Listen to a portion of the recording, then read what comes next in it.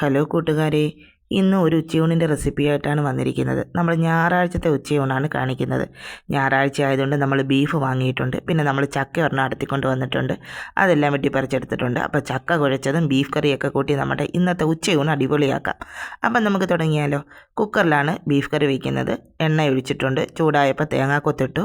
പിന്നെ ഇഞ്ചിയും വെളുത്തുള്ളിയും ചതച്ച് ഇട്ട് കൊടുത്ത്, പിന്നെ ആവശ്യത്തിനുള്ള സവാളയും ഇട്ട് കൊടുത്ത് ഉപ്പും ഇട്ട് വഴറ്റാൻ വെച്ചു. അപ്പോഴത്തേക്കും ഞാൻ ദാണ്ട പോയി ബീഫൊക്കെ കഴുകി വൃത്തിയാക്കി എടുത്ത് വെച്ചിട്ടുണ്ട്. ഇനി നമുക്ക് വഴന്നയിലേക്ക് പൊടികളൊക്കെ ഇട്ട് കൊടുക്കാം. മഞ്ഞൾപ്പൊടിയും കുരുമുളക് പൊടിയും മല്ലിപ്പൊടി ഗരം മസാല എല്ലാ പൊടികളും ഞാൻ ഇട്ട് കൊടുത്തിട്ടുണ്ട്. ഇനി പൊടികളുടെയൊക്കെ പച്ചമണം മാറുന്നത് വരെ നമുക്ക് ഒന്ന് വഴറ്റിയെടുക്കാം. കുരുമുളക് പൊടിയൊക്കെ ഇതിൽ കൂടുതൽ ചേർക്കുന്നുണ്ട്. മല്ലിപ്പൊടി കുറച്ചാണ് നമ്മൾ ചേർക്കുന്നത്. ഇറച്ചിയിൽ നമ്മൾ മല്ലിപ്പൊടി കുറച്ചേ ചേർക്കാറുള്ളൂ. എന്നിട്ട് ഇനി പൊടികളുടെയൊക്കെ പച്ചമണം മാറുമ്പോഴത്തേക്ക് നമുക്ക് കഴുകി വൃത്തിയാക്കി വെച്ചിരിക്കുന്ന നമ്മുടെ ബീഫ് കൂടി ഇട്ട് കൊടുക്കാം. പിന്നെ കുറച്ച് കറിവേപ്പിലയും പച്ചമുളകും ഇട്ട് കൊടുക്കുന്നുണ്ട്. ഇനി നമുക്ക് ബീഫ് കൂടി ഇട്ട് കൊടുത്ത് നന്നായി മിക്സ് ചെയ്ത് വെള്ളം ആവശ്യമുണ്ടെങ്കിൽ മാത്രം ഇത്തിരി ഒഴിച്ച് അടച്ച് വെച്ച് നമുക്ക് വേവിച്ചെടുക്കാം. ഒരു 3-4 വിസിൽ കേൾക്കുമ്പോൾ തന്നെ നമ്മുടെ ബീഫ് വെന്ത് കിട്ടും. ഇന്ന് ഞാൻ ഇത്തിരി ഗ്രേവി ആയിട്ടാണ് എടുക്കുന്നത്. അതുകൊണ്ട് ഞാൻ ഇത്തിരി വെള്ളം ഒഴിച്ച് കൊടുത്തിട്ടുണ്ട്. അപ്പം എന്താ നമ്മുടെ ബീഫൊക്കെ ഇന്ന് തുറന്ന് നോക്കി അപ്പോഴത്തേക്കൊക്കെ ഒന്ന് വെന്ത് വന്നിട്ടുണ്ട്. എന്നാലും ഒരു വിസിലൂടെ കേൾപ്പിക്കാമെന്ന് കരുതി ഞാൻ ഒന്നും കൂടെ ഒന്ന് അടച്ച് വെച്ച് ഒന്ന് വിസിൽ വന്നപ്പോഴത്തേക്ക് ഞാൻ ദാണ്ടെ ഓപ്പൺ ചെയ്തിട്ടുണ്ട്. ദാണ്ടെ എണ്ണയൊക്കെ തെളിഞ്ഞ് കുറുകി വന്നിട്ടുണ്ട് നമ്മുടെ ബീഫ് കറി. അതിലേക്ക് ഞാൻ കുറച്ച് മല്ലിയിലയും കറിവേപ്പിലയും കൂടെ അരിഞ്ഞതോടെ ഇട്ട് കൊടുക്കുന്നുണ്ട്. അപ്പോൾ നമ്മുടെ സ്വാദിഷ്ടമായ ബീഫ് കറി ഇവിടെ റെഡിയാണ്. പിന്നെ ഒരു പൊടിക്കൈക്കായിട്ട് ഞാൻ അവസാനം ഇത്തിരി കുരുമുളക് പൊടിയും ഗരം മസാല പൊടിയും കൂടെ തൂകി അടച്ചു വെച്ചിട്ടുണ്ട്. ഇനി നമ്മൾ കഴിക്കാൻ നേരത്ത് മാത്രമേ അത് തുറന്ന് നോക്കത്തുള്ളൂ. അപ്പോഴത്തേക്ക് നമ്മുടെ സൂപ്പർ ടേസ്റ്റിയായ ബീഫ് കറി ഇവിടെ റെഡിയാണ്.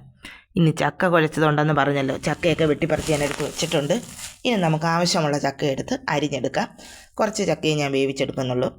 എന്നിട്ട് ചക്കയൊക്കെ അരിഞ്ഞ് ചക്കക്കുരുവും കൂടെ അതിലേക്ക് ഇട്ടിട്ടുണ്ട്. പിന്നെ ആവശ്യത്തിന് വെള്ളം ഒഴിച്ച് നമുക്ക് ഉപ്പ് ഇട്ട് വേവിക്കാനായിട്ട് വെക്കാം. ഇട്ടപ്പോഴാണ് എനിക്ക് തോന്നിയത് വെള്ളം കുറവാണല്ലോ എന്ന്. ഞാൻ കുറച്ച് വെള്ളം കൂടെ പിന്നെ ഒഴിച്ച് കൊടുക്കുന്നുണ്ട്. ഇത്തിരി ഉപ്പുകൂടി ഇട്ട് കൊടുക്കുന്നുണ്ട്. അപ്പോഴത്തേക്കും എന്നിട്ട് നമുക്ക് അടച്ച് വെച്ച് ചക്ക വേവിച്ചെടുക്കാം. 1-2 വിസിൽ, ഒരു വിസിൽ തന്നെ ചക്കയ്ക്ക് ധാരാളം. അപ്പോഴത്തേക്ക് തന്നെ ചക്ക വെന്ത് കിട്ടും. ചെറിയ കുക്കറിലാണ് ഞാൻ ചക്ക വയ്ക്കുന്നത്. അപ്പോൾ ദാണ്ട് ഒറ്റ വിസിൽ തന്നെ എൻ്റെ ചക്ക വെന്തിട്ടുണ്ട്. അതിലേക്ക് ഞാൻ ദാണ്ട് അരപ്പ് ചേർത്ത് കൊടുക്കുന്നു. തേങ്ങ, ജീരകം, മഞ്ഞൾപ്പൊടി, ഇത്തിരി കുരുമുളക് പൊടി, വെളുത്തുള്ളി, ഒരു 4-5 അല്ലി വെളുത്തുള്ളി എടുത്തിട്ടുണ്ട്. പിന്നെ 2-3 കാന്താരിയാണ് ഞാൻ അരച്ചിരിക്കുന്നത്. എരിവുള്ള കാന്താരി മുളക് അരന്നുകൊണ്ട് ഞാൻ ഇച്ചിരി അരച്ചിട്ടുള്ളൂ. അതും അതിനകത്തേക്ക് ഇട്ടു മിക്സിയിലൊന്ന് ഒതുക്കിയെടുത്തതാണ്. അത് ചക്ക വെന്തയിലേക്ക് ഇട്ട് കൊടുത്തു.